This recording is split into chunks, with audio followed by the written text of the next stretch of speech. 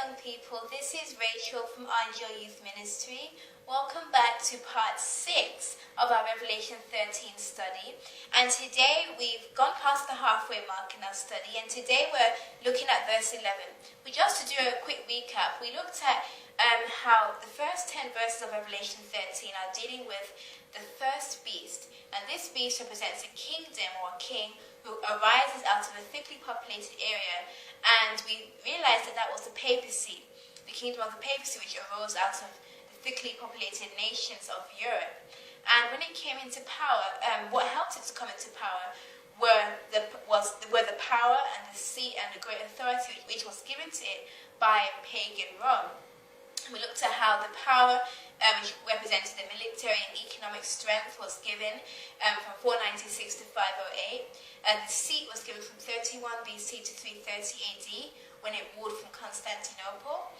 And also the great authority in 533 from Emperor Justinian, who declared that the Bishop of Rome would be the head of all churches and the corrector of heretics. And we looked at how it also had the characteristic of blasphemy, and we looked at the two definitions of blasphemy. One from John 10:33, which is to profess to have the title of God, and the other one from Luke 5:21 is to have the power to forgive sins, or in other words, to have the power or the prerogatives that only God himself can have.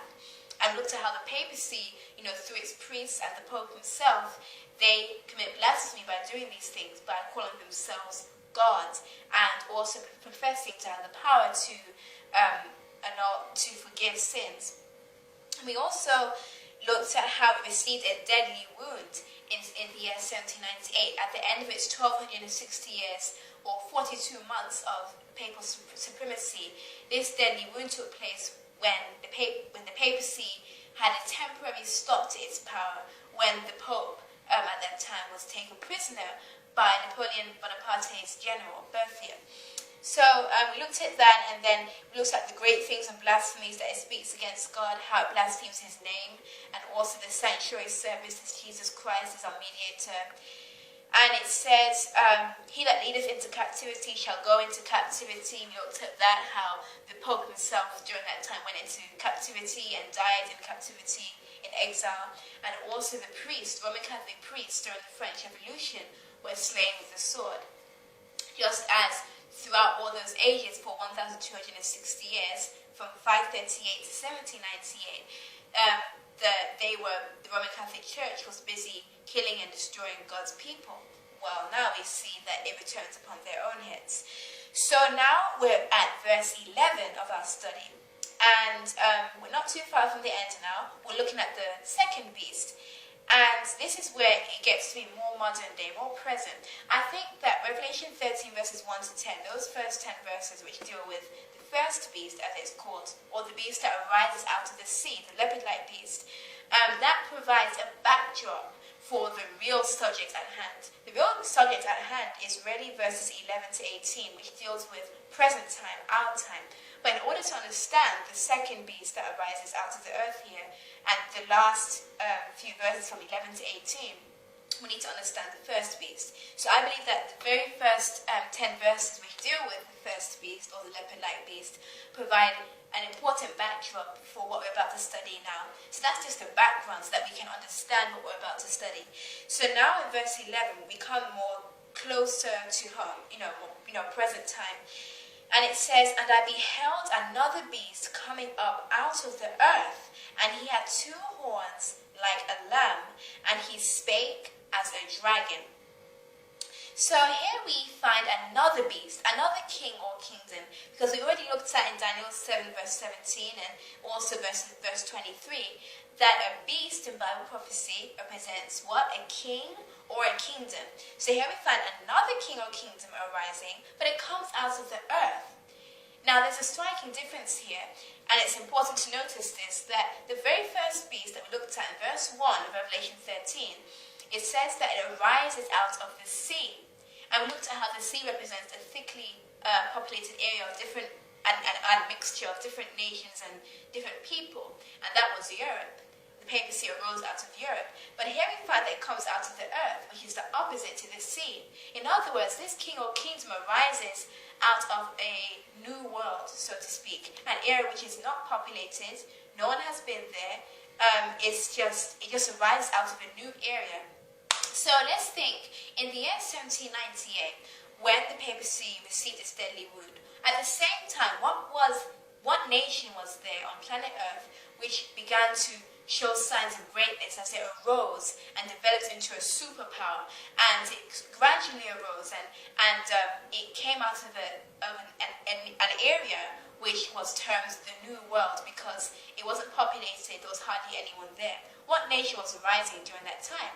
Well, it was the United States of America, which arose into power as a nation during the mid to late latter part of the 18th century. And when it rose into power, it says, and he had two horns like a lamb, and he spake as a dragon. So he had two horns like a lamb. Now there's two things that we need to notice here, the horns and the lamb. Well, let's deal with the horns first. There are two principles that the United States was governed by, which was the secret of its strength and prosperity up until this day. And I think most of you know what those two principles are, at least one of them.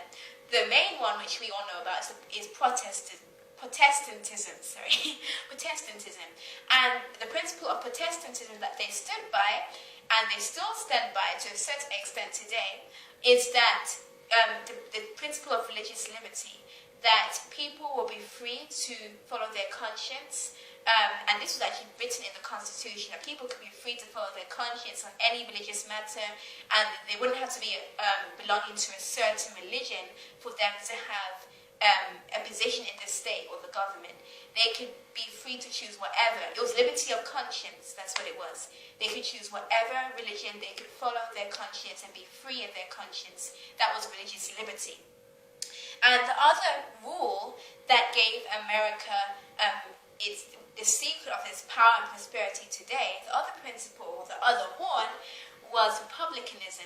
For those of you who don't know what republicanism might be, republicanism is a system of government in which the people have the power to pass laws or help to pass laws through the elected representatives. And a republic has this kind of system, and it also has a president instead of a king or a queen ruling that country.